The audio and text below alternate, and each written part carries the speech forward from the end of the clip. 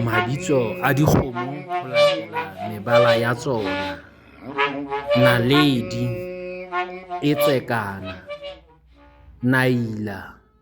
e tlhako ditshweu, Tswediya e tshwana, Leeba e pudutswana, Tsoku e sothwana, Seipone e tsekana, Lehodi e phatshwana, Bolese e tshumu, Phalabodiba e tshwana, Hoineke e kgunwana,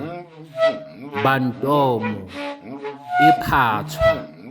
Pilo e ntsho, Tshemedi